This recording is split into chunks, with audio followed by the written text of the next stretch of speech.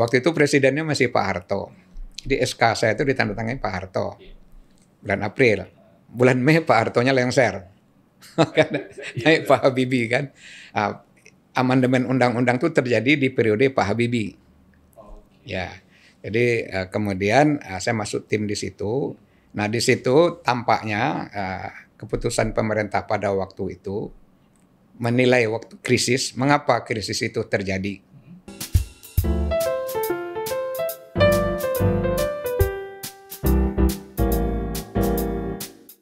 Jumpa lagi di podcast LPPI.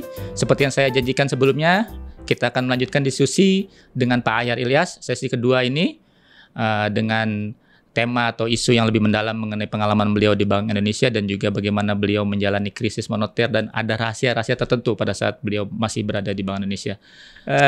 Oke Pak, ini pengalaman yang mungkin yang paling kita juga semua ingat ya, teman-teman atau Sobat LP juga ingat, masalah waktu kita melewati krisis Pak, krisis moneter itu kan juga Bapak tulis di memoir ini ya, bahwa sebagai orang yang dari awal itu kan sudah tahu mengalami dan sejak awalnya masih jadi sinyal juga sudah mengetahui gitu ya. Nah, bagaimana Pak Ahyar waktu itu melihat krisis ini ya? Kita nggak ngomong 9798 secara tersendiri, tapi secara proses gitu Pak. Ya mungkin mulai dengan yang krisis 9798 ya, bangkai banyak juga lesson learn-nya ya, alhamdulillah. Jadi sebetulnya kalau krisis 9798 dalam pandangan saya ya, mungkin itu kan juga bisa macam-macam juga ya pandangan itu, tidak diduga lah ya.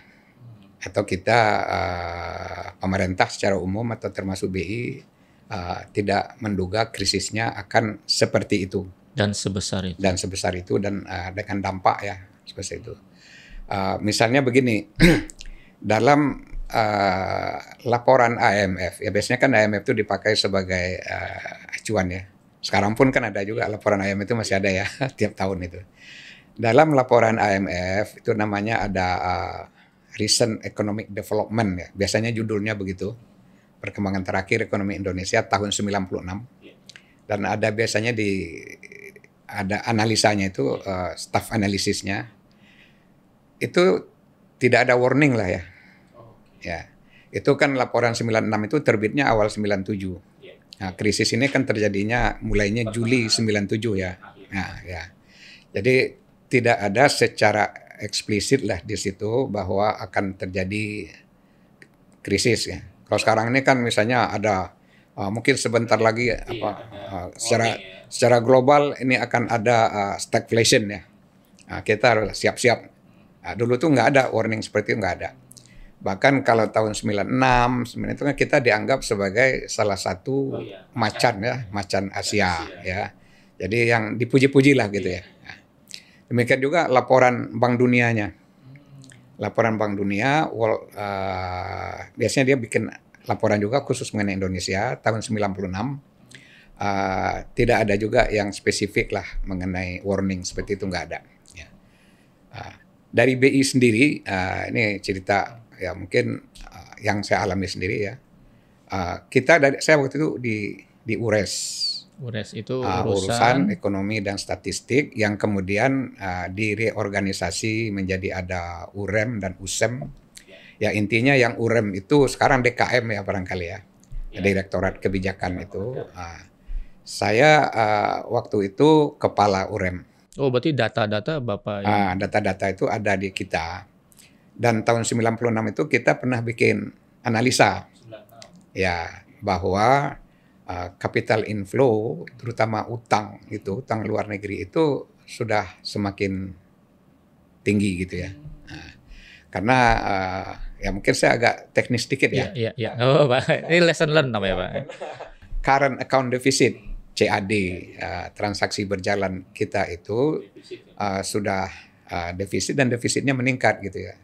Sekitar mungkin 10 tahun terakhir sejak awal tahun 90 itu sudah sekitar 3% dari PDB gitu. Ya. Dan itu kebanyakan ditutup dengan capital inflow, aliran modal masuk. Ya nggak ada masalah sebetulnya. Termasuk utang dalamnya situ Pak. Cuman di dalam itu komponen utang luar negerinya itu terutama swasta semakin meningkat. Oke. Dan utang swasta itu kan biasanya tenornya pendek ya. Pendek-pendek. Dan persyaratannya biasanya lebih berat. Lebih berat, bunganya juga. Bunganya tinggi, tenornya lebih pendek gitu. Nah, permasalahan di kita itu tidak bisa dipantau dengan baik waktu itu. Betul, ya. Ya. Kalau utang negara masih bisa. Kalau utang negara ada catatannya, catatannya di BI lengkap itu catatannya. Permasalahannya juga apa bukan permasalahannya? Hal itu terjadi karena kita di dalam prakteknya itu kan menganut sistem devisa bebas. Nggak ada masalah juga dengan devisa bebas, cuman monitoringnya pun waktu itu bebas gitu. Ini boleh dikatakan dibuat tanda petik tanpa monitoring lah gitu ya. Karena ada PP ya, peraturan pemerintah nomor 1 tahun 82 ya bahwa lalu lintas modal itu bebas lah ya. Dan memang kenyataannya bebas gitu ya. Jadi itu tidak terpantau. Sehingga pada waktu terjadi krisis mulainya dari Thailand merembet ke kita, pada saat awal itu kita mengatakan krisis di Indonesia rasanya tidak akan seperti di Thailand. Iya. Saya masih ingat ada pernyataan kita masih aman gitu. Ya, dan saya mungkin termasuk yang ikut berdosa juga dibuat tanda petik gitu. Karena analisa saya sebagai kepala urusan waktu itu, ya, terus sekarang direktur eksekutif ya. Berdasarkan data yang ada, itu sudah warning sebenarnya. Sudah warning. Tapi paling tidak dari URES kami sudah bikin laporan bahwa capital inflow yang short term itu trennya semakin meningkat walaupun kita tidak bisa menunjukkan angka-angkanya secara spesifik gitu ya. Oke, waktu itu memang karena nggak tercatat jadi. Karena nggak tercatat gitu tahu ya. Angka spesifiknya. Nggak bisa gitu ya. Jadi itu kemudian kan terjadilah apa yang terjadi, pembalikan itu karena berkurangnya kepercayaan macam-macam itu sehingga nilai rupiahnya terpuruk ya. Tapi di laporan tahunan Bank Indonesia tahun 96-97 yang terbitnya bulan Maret, sekitar Maret April 97 ya. Itu sudah ada warningnya. Anda bisa baca sekarang misalnya dari kata pengantarnya yang waktu itu oleh gubernurnya Pak Sudrajat Djiwandono, dari masukan dari kita, dari URES, dari UREM itu, maksudnya itu bahwa ekonomi itu overheating, ya, ekonomi itu memanas, dan itu pertumbuhan ekonomi bagus ya, inflasinya juga masih terkendali ya. Agak terkendali meskipun tinggi dekat double digit. Tapi ada potensi pembalikan itu kita sudah dimasukkan di laporan tahunan itu. Tapi mungkin saya tulis juga di buku itu, mungkin karena kondisi lagi baik. Karena kita dapat predikat Macan Asia tadi, pertumbuhan masih bagus. Ekonomi bertumbuh 8-9% ya, inflasi memang agak naik 9% sampai 10%. Jadi barangkali warning itu belum cukup ya untuk membuat kebijakan yang berarti diperlukan. Karena itulah hampir tidak ada pihak yang mengingatkan pemerintah soal current account deficit ini Pak ya? Ya artinya di laporan tahunan kita itu kita sebutkan. Ya kalau di BI kan sudah ada. Sudah tapi ada. Yang di luar tuh nggak ya artinya laporan tahunan BI itu kan pertanggungjawaban BI. Iya. BI kan waktu itu di bawah pemerintah langsung. Betul, ya. betul. Ada Dewan Moneter waktu itu kan. Jadi laporan itu sebetulnya laporan pemerintah juga sebetulnya gitu. Harusnya otomatis sudah tahu ya, terbaca sebagai cuman sebuah mungkin saran, tadi kondisi lagi baik-baik, mengapa harus bikin kebijakan yang tidak populer ya? Artinya tidak populer itu kan harus membuat langkah-langkah bagaimana menurunkan current account deficit itu gitu. Nah sekarang kan current account defisitnya terjaga, relatif terjaga selama pandemi terutama ya, karena importnya juga turun, ini turun. Tapi bahwa hal ini akan terjadi lagi ke depan itu bisa saja terjadi kalau masalah current account deficit dan cara menutupnya itu masih seperti sebelumnya gitu. Dan momen bersejarah pula Pak Ahyar juga termasuk orang yang mengalami perubahan kebijakan kurs itu Pak ya, dari yang tadinya manage floating exchange rate kepada free floating. Ya jadi kalau BI misalnya ya itu kan kita mengalami langsung begitu ya. Jadi sejak dari kebijakan moneter, dulu kan kebijakan moneter itu istilahnya direct control. Direct control itu pengendalian langsung oleh BI. Ada deregulasi tahun 83. Kemudian mulai sedikit-sedikit itu menjadi market ya, market. Kemudian sistem nilai tukar Kita sejak dari nilai tukar tetap Tetap ya. tahun 64 gitu ya. Kemudian berangsur menjadi mengambang terkendali. Kemudian menjadi lepas sama sekali kan. Jadi mengambang tahun 97. Kemudian sistem devisa, dari sistem devisa kontrol sampai di sistem devisa bebas. Jadi Indonesia ini dalam hal itu sudah lengkap. Pengalamannya semua sudah pernah dicoba gitu. Sudah lengkap dan sudah lengkap juga dokumentasinya sebetulnya di Bank Indonesia itu ya. Jadi kita ngalamin semua dan saya kebetulan ya bukan kebetulan ya karena bertugasnya di BI lebih banyak juga di riset itu yang ngikutin lah ya. Ya kita data, statistik, kebijakan. Kita banyak juga melakukan studi banding dengan negara-negara lain. Jadi kita tahu juga lah lengkap sebetulnya pengalaman kita. Ya tinggal nanti apa namanya mungkin kondisi yang berubah ya. Jadi nggak ada jaminan juga pada saat nanti ke depan kita kembali lagi ke devisa terkontrol misalnya. Iya, jadi kalau secara konsep itu yang namanya kebijakan itu kan sesuai dengan perkembangan ya. Betul. Jadi kalau perkembangan nanti membutuhkan ya bisa saja. Sebetulnya sekarang ini kan monitoringnya udah lebih bagus ya. Dulu nggak ada monitoringnya. Kemudian dengan pengalaman itu bersamaan dengan Undang-Undang BI tahun 99 itu kan ada juga undang-undang mengenai sistem devisa dan nilai tukar. Nah di situ sudah dikembalikan kewenangan BI untuk memonitor itu sudah ada. Yang belum ada di kita itu, yang itu perlu apa tidak itu masalah kebutuhan ya. Belum ada kontrolnya kan. Jadi misalnya devisa hasil ekspor itu kan dihimbau supaya dimasukkan ke dalam negeri gitu kan. Tapi kan kalau tidak dimasukkan nggak ada sanksinya kan. Ya. Jadi kira-kira soal nanti itu kita nggak tahu kebutuhannya seperti apa. Tapi minimal tercatat ya Pak ya. Sekarang sudah lebih baik ya. Kombinasi kebijakannya juga sekarang lebih baik, alat-alat untuk pengendaliannya lebih baik, sistem informasinya lebih baik. Tapi kondisi yang dihadapi mungkin nanti lain lagi sifatnya gitu ya. Tergantung situasinya Pak ya. Ya kita percayakanlah sama Bank Indonesia yang sekarang gitu. Nah 99 itu kan momentum perubahan besar untuk BI ya Pak ya.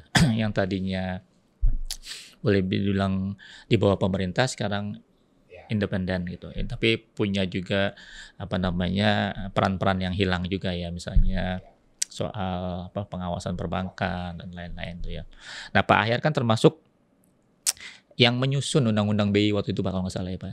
Ya mungkin tepatnya sebagai tim ya, anggota tim, tim pelaksana karena setiap undang-undang atau amandemen undang-undang itu kan itu produk dari pemerintah dan DPR.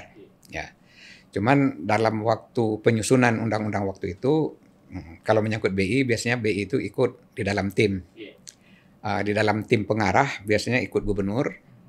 Di dalam tim pelaksana ikut direktur atau deputi gubernur yang membidangi hukum. Nah saya kebetulan waktu itu selain sebetulnya orang moneter di bawah tanda petik gitu ya, tapi saya kebetulan diserahin juga tugas membidangi hukum. Oh, oh iya, ada bagian yang di situ disebutkan orang ekonomi yang mengurusi hukum gitu. Iya, jadi kebetulan di Dewan Gubernur pada waktu itu tidak ada yang background hukum ya. Kalau sebelum-sebelumnya itu selalu ada yang membidangi direktorat hukum itu yang punya latar belakang hukum atau punya gelar sarjana hukum. Nah saya backgroundnya ekonomi, tapi masuk di dalam tim penyusunan perubahan undang-undang BI pada waktu itu. Nah pemerintah waktu itu kan saya bukan aneh ya, kenyataannya saya diangkat itu April 98. Presidennya masih deputi ya Pak, waktu deputi ya dulu istilahnya direktur ya, sebelum diubah namanya menjadi deputi gubernur ya. Waktu itu presidennya masih Pak Harto. Di SK saya itu ditandatangani Pak Harto. Bulan April. Bulan Mei Pak Hartonya lengser. Naik Pak Habibie kan. Amandemen undang-undang itu terjadi di periode Pak Habibie. Ya. Jadi kemudian saya masuk tim di situ. Nah di situ tampaknya keputusan pemerintah pada waktu itu menilai waktu krisis, mengapa krisis itu terjadi, apa yang diperlukan. Nah salah satu pada waktu dipandang bahwa BI pada waktu itu tidak independen. Oh, penyebab karena krisis Pada itu. waktu krisis itu tidak independen. Seperti tadi warning-warning tadi itu kan tidak membuat kebijakan berubah gitu. Ya. Oleh karena itu misi dari Pak Habibie ya pertama kali itu BI itu harus independen. Nah, itu prosesnya panjang. Jadi mula-mulanya itu muncul ini saya cerita dikit ya, Iya, apa ya? Pak, silakan, Pak. Letter of Intent IMF Januari 98. Kemudian atas dasar di situ disebutkan bahwa BI tidak independen waktu itu istilahnya. Oh, sudah muncul. Full otonomi. Artinya sudah muncul istilah. Ya, jadi untuk program stabilisasi krisis itu tadi Januari 98 itu kan pada saat dolar itu sampai 17.000 rupiah ya. Nah, jadi setelah Pak Habibie itu naik di Mei 98, salah satu program di IMF itu menjalankan itu kan letter of intent-nya sudah ada Januari 98 yang ditandatangani Pak Harto di depan Kamdesu yang katanya begitu kan. Iya. Nah, itu dijalankan. Nah, jadi itu salah satu menyebutkan BI itu should have an full autonomy. Istilah pertamanya full autonomy. Nah, karena selama itu dianggap tidak otonom gitu kan. Kedua, atas dasar itu keluar Kepres. Kepres yang datangani Pak Habibie itu bahwa masih Pak Harto tanda tangan Kepres bahwa BI akan diberikan otonomi penuh. Ya, itu awalnya begitu ya. Kemudian Pak Habibie setelah naik di pidato beliau, saya tulis juga di buku itu, bulan Agustus 98 muncul kata independen. Jadi bukan otonomi lagi yang muncul. Independen. Jadi BI itu harus diberikan independensi. Dan itu kemudian dikukuhkan di TAP MPR. Ya, November 98 keluar TAP MPR. Jadi itu enggak datang tiba-tiba gitu ya. Jadi dari otonomi, full otonomi, kemudian jadi independen gitu ya. Atas dasar itu kemudian muncul perubahan undang-undang dan saya masuk di tim itu. Nah, jadi memang Undang-Undang Nomor 23 tahun 99 mengenai BI itu luar biasa dalam pengertian itu membalik dari apa yang sebelumnya. Dan Bapak kan sebagai orang yang BI yang dari awal tahu bahwa kita sebelumnya bekerja sama dengan pemerintah dalam kutip ya, harus mempreteli ya harus melepaskan wewenang atau peran-peran yang sebelumnya ada itu ke dalam suatu aturan yang baru itu gimana Pak? Ya, jadi soal independensi itu karena datangnya dari pemerintah sendiri, dari Pak Habibie, itu dalam pembahasan baik dengan Departemen Keuangan dalam pemerintah maupun dengan DPR itu sebetulnya tidak ada masalah waktu itu ya. Meskipun kemudian setelah pemerintah berganti itu jadi masalah gitu. Yang jadi masalah lebih awal itu dari pihak Departemen Keuangan waktu itu, mereka berpendapat fungsi pengawasan dan pengaturan bank itu sebaiknya tidak lagi di BI gitu. Oke. Ya. Jadi kan waktu krisis itu kan selain dari krisis moneter tadi kan juga ada krisis perbankannya kan ya, yang akhirnya ada bank Rekap, ada bank BBO, ada bank BBKU segala macam itu. Jadi pemerintah menganggap BI itu gagal pada waktu itu ya. Ini kita bicara sejarah nih. Pada waktu itu pemerintah menganggap BI gagal dalam pengaturan dan mengawasi perbankan. Oleh karena itu sebaiknya itu dikeluarkan dari BI. Itu alot. Pasal saya tulis di buku itu pasal itu alot ya. Karena dari BI kita berpendapat tidak persis seperti itu ya. Artinya sebaiknya pengawasan dan pengaturan perbankan itu tetap di Bank Indonesia. Itu posisi BI pada waktu itu. Karena kita kalau lihat dari sisi moneter ya, sinyal-sinyal moneter, apakah naik turunkan suku bunga, sampai di sektor real itu dia melalui sistem perbankan. Jadi kalau ini di dua tangan yang berbeda, itu mungkin sinyalnya agak itu susah buat sampai ke publik ya Pak. Sistem pembayarannya kan juga di BI ya. Jadi waktu itu argumentasinya seperti itu, tapi itu sampai last minute itu nggak bisa tercapai kesepakatan kalau antara BI dengan pemerintah gitu ya. Tapi di undang-undang itu kan tetap. Nah, kemudian itu lahirnya undang-undang itu saya tulis di buku itu karena saya kebetulan hadir di situ. Jadi karena waktu tenggat undang-undang itu sudah hampir selesai, pimpinan komisi waktu itu komisi 7 istilahnya ya waktu itu komisi 8 ya. Saya ingat namanya Pak Tayo Tarmadi ya. Teo Tarmadi itu Mayor Jenderal kalau nggak salah pangkatnya waktu itu. Beliau ketua komisi. Jadi diadakan lobby khusus. Lobby khusus itu dihadiri oleh pimpinan Komisi 8 waktu ya. Gubernur BI, saya, dan saya. Kemudian jadi Pak Saril ya, ada saya. Kemudian Menteri Keuangannya Pak Bambang Subianto. Di situ dirumuskan kompromi gitu ya. Rumusan kompromi itu ada di pasal 34 di Undang-Undang BI pada waktu itu. Semula bunyinya begini, fungsi pengawasan bank nanti akan dialihkan ke lembaga negara yang independen yang akan dibentuk dengan undang-undang. Ya, paling lambat waktu itu dikatakan Desember 2002. Nah, undang-undangnya kan tahun 99 ya. Nah, itu saya hadir di situ dan ikut membantulah merumuskan gitu ya. Jadi bapak-bapak ini udah ngomong, kita semua udah ngomong, kira-kira fungsi pengawasan itu yang akan dialihkan. Nah, cuman fungsi pengawasan itu kan ada pengaturannya. Lalu yang mana yang mau dialihkan? Waktu itu di penjelasannya disebutkan fungsi pengawasan itu yang akan dialihkan, sementara pengaturan tetap di BI. Oke, pengawasannya aja yang dipindah ya ke lembaga Pengawasan baru. itu kan ada pengawasan aktif, ada pengawasan pasif. Itu yang akan dialihkan ke lembaga baru itu, sementara fungsi pengaturan masih di BI. Itu di pasal 34 Undang-Undang Nomor 23 Tahun 99 mengenai BI. Saya ikut di situ jadi rumusan seperti itu. Walaupun kemudian ya itu berubah lagi pasal itu ya, tapi berubahnya 2004. Saya udah nggak di BI lagi gitu. Ada undang-undang baru BI ya, yang sehingga itu kan akhirnya berubah kalau nggak salah pengaturannya juga dialihkan sampai tahun 2010. Akhirnya menjadi Undang-Undang OJK tahun 2011 gitu kan ceritanya begitu. Ya jadilah OJK seperti sekarang gitu ya. Tahun 2012 OJK berdiri. Tapi awalnya kira-kira seperti itu. Iya. Jadi menarik sekali Pak dalamnya itu ya kalau mau dibilang perbincangan alot antara mengeluarkan fungsi pengawasan dan pengaturan BI. Karena memang secara teoritis, konseptual itu bisa berbeda pendapat gitu ya. Dan buku ini akan jadi catatan penting nanti untuk generasi berikutnya bagaimana dulu BI bisa pengawasannya bisa dipisahkan dari perbankan ke dan itu baru. yang paling alot waktu itu perumusannya. Tapi kan kita tahu juga ya bahwa dengan perkembangan waktu orang kondisi dianggap berbeda, penafsiran berbeda ya. Kalau sekarang mungkin yang dianggap baik yang seperti ini kan gitu ya. Tapi waktu itu diskusinya saya coba masukkan di situ. Iya betul. Nah waktu masih ke dalam krisis nih Pak.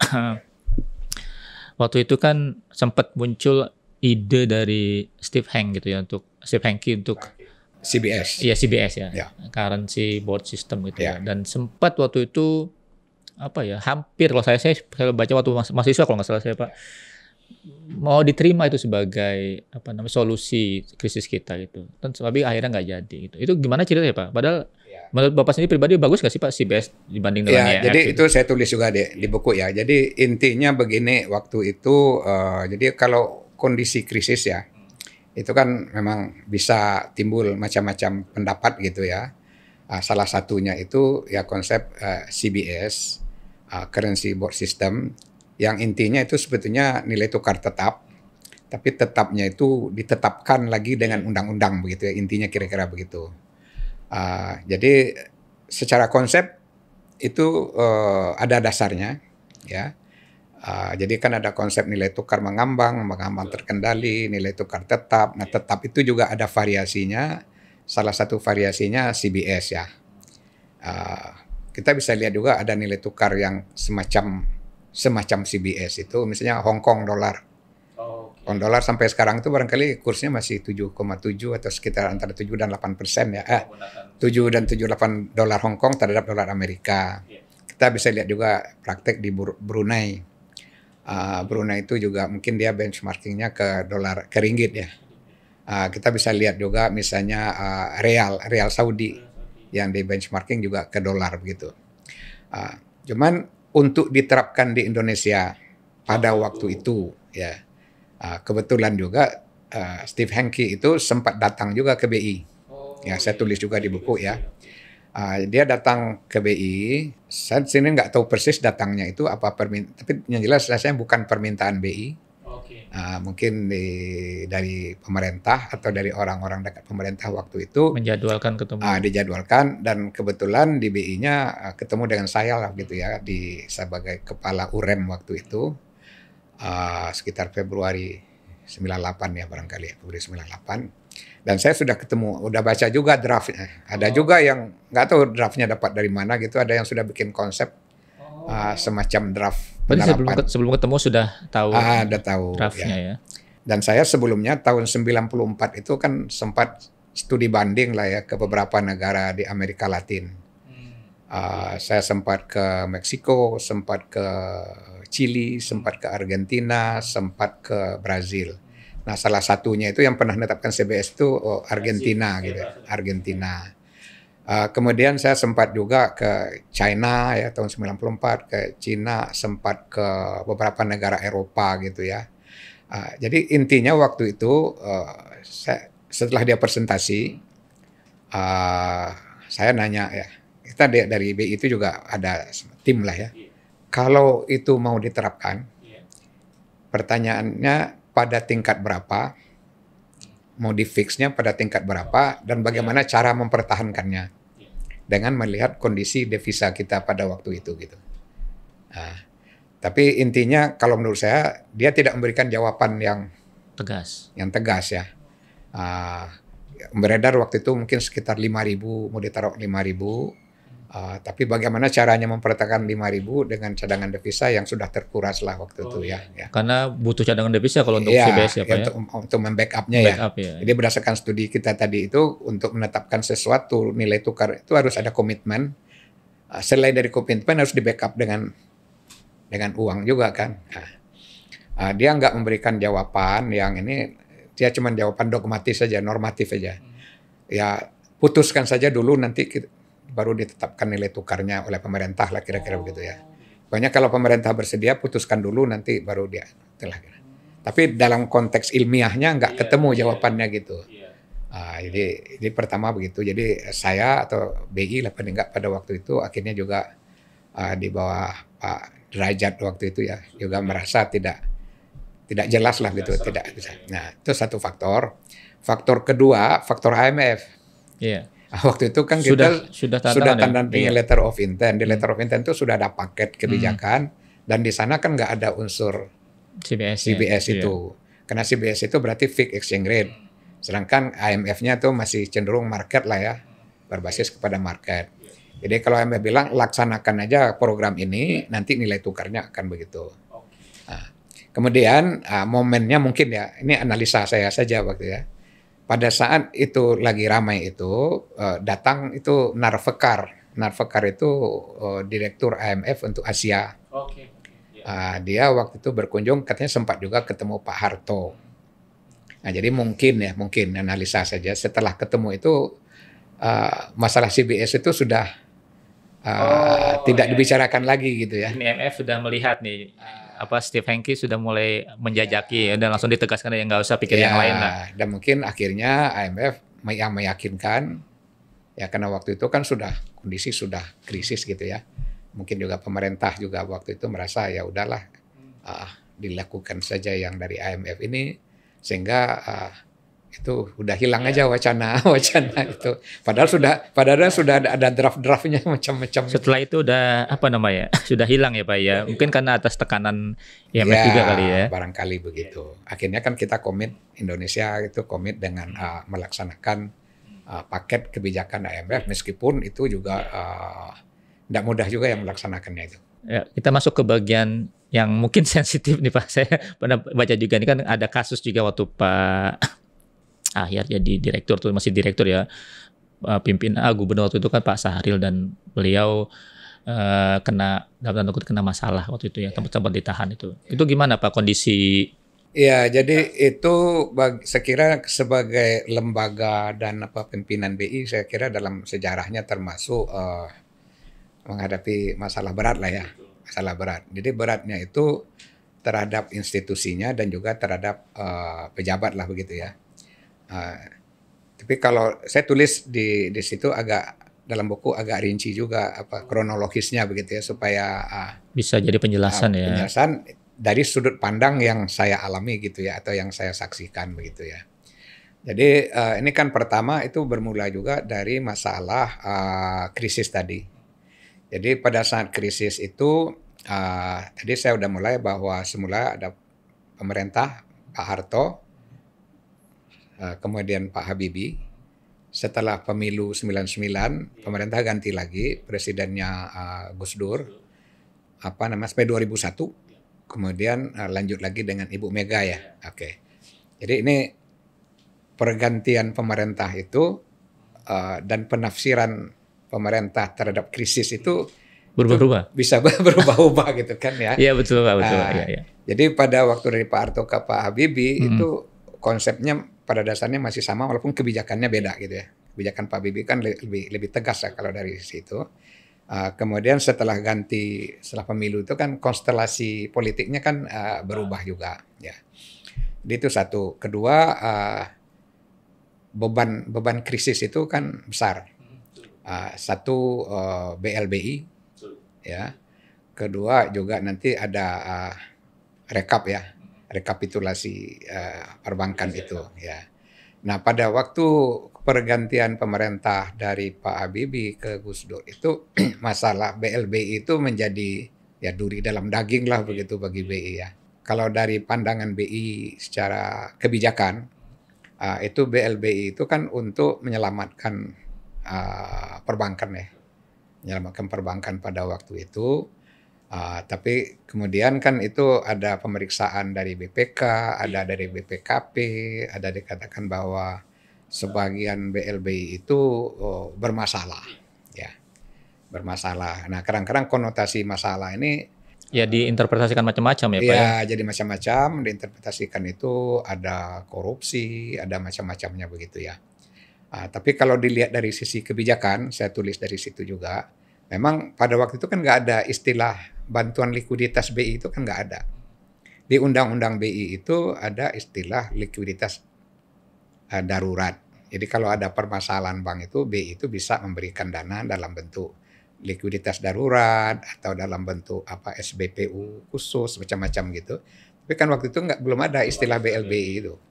Istilah BLBI itu menurut saya tulis di buku juga muncul setelah ada IMF itu. LOI IMF itu yang mengatakan di situ ada liquidity Bank Indonesia liquidity support. Diterjemahkan ke bahasa Indonesianya bantuan likuiditas Bank Indonesia. Jadi bank-bank itu akan diselamatkan itu melewat itu. Tapi ujungnya kan memang ada kasus hukum ya. Saya tidak bisa melakukan justifikasi dari sisi hukum, tapi intinya ada memang beberapa mantan direksi BI yang akhirnya kan diproses secara hukum lalu dapat vonis segala macam itu ya. Itu ada, saya tulis juga di situ. Di luar dari itu kan ada kasus lagi yang waktu itu kasus Bank Bali. Oh iya Pak. Iya. Jadi Bank Bali itu, dalam kaitan itu kan yang terseret atau terbawa itu kan Pak Sahril gitu ya. Jadi ada kasus Bank Bali itu. Nah itu runtutan dari kasus Bank Bali itu kan akhirnya Pak Sahril itu ditahan. Dan ditahan kemudian kan ada proses pengadilan sampai segala macam. Nah pada saat itu saya kan membidangin hukum, membidangin juga masalah humas. Jadi dari luar itu kan serangannya ke BI itu macam-macam lah serangan itu. Pak Rizal waktu itu Pak kalau nggak salah ya. Termasuk salah satunya begitu bahwa undang-undang BI tadi yang kita cerita panjang lebar tadi itu dianggap sebagai salah satu masalah. Iya. Karena ini independensi itu dianggap menjadi negara dalam negara gitu kan ya. Itu kan populer sekali waktu itu. Jadi itulah yang kita waktu itu Pak Anwar Nasution yang bilang gitu dan beliau akhirnya diangkat jadi deputi gubernur. Pak Anwar sebelum di BI itu sempat bilang bahwa BI sarang penyamun gitu ya. Ya itu ditulis di semua media jadi. Nah saya tulis juga di situ. Nah bagaimana kita nih di BI ini kan masalah internal dan masalah eksternal. Internal di BI menghadapi hujatan semacam itu kan kita harus menjaga soliditas juga di dalam ya. Keluar bagaimana kita menanggapinya karena ini pemberitaan media yang itu juga bersumber dari pemerintah yang sah gitu ya. Iya betul. Agak susah ini Pak Susah ya. itu, susah ya. Mau ditanggapi bagaimana, nggak ditanggapi bagaimana gitu ya. Ya, jadi kalau saya ya waktu itu ya bersama-sama lah dengan Dewan Gubernur yang lain itu, intinya kalau saya sih jalanin selama undang-undang itu masih berlaku, saya ngacu ke undang-undang itu saja. Nah, saya Deputi Gubernur bidang hukum. Nah, jadi kalau ada yang itu ya kita menanggapi gitu ya. Dan itu tidak mudah ya. Memang Pak, interpretasi kebijakan itu bisa berubah setelah karena penguasanya berubah, pemerintahnya berubah emang. Tapi kan tetap kita stick di pada saat itu urgensinya ya, pada saat itu bagaimana BI mesti mengambil langkah. Kalau nggak mengambil langkah resikonya lebih besar gitu ya. Ya pada saat nanti ada interpretasi berubah ya itu resiko lah kalau gitu ya Pak. Iya, di satu pihak kan menjalani kebijakan masih dalam masa krisis. Kebijakan itu harus kredibel ya, artinya oleh market, oleh mana itu harus Nah sekarang BI-nya lagi digoyang-goyang begitu kan, tergoyang-goyang begitu. Nah itu yang kita coba hadapi begitu ya.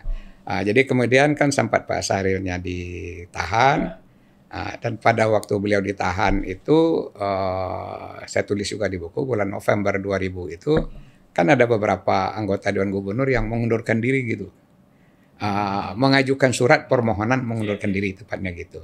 Nah saya tidak mengajukan waktu itu. Itu jadi masalah. Karena saya merasa kalau saya ikut mengundurkan alasannya apa gitu. Karena di Undang-Undang BI itu disebut kalau mau 3 cuma alasan kan di pergantiannya. Meninggal dunia, ya, berhalangan tetap. Kemudian sukarela, mengundurkan diri dengan sukarela. Nah, ini kalau diminta mundur menurut saya enggak sukarela gitu kan. Jadi saya nggak ikut mengundurkan diri. Nah mungkin beliau-beliau yang lain merasa ya atas desakan publik yang begitu besar itu Pak. Ya jadi itu saya ceritakan juga. Jadi itu masalah-masalah yang pelik. Betul Pak. Dan tidak ada di textbook gitu. Betul. Gimana Anda menghadapinya gitu. Iya benar-benar. Sobat LPP ini banyak sekali istilahnya pelajaran ekonomi dan moneter ya kalau saya bilang dalam buku ini yang tadi benar Pak Ayar bilang nggak bisa kita dapatkan dari silabus-silabus yang ada di bangku kuliah lah, ini semua ada sih, makanya ini ada sejarah ekonomi, ada romantisme, ada ya kalau setelah saya bilang kalau bisa dibikinkan film ini bisa sangat-sangat menarik nih film untuk nah, barangkali nanti LPPI mensponsori dibikin novelnya dulu gitu ya. Kita pilah-pilah dulu yang kira-kira. Iya.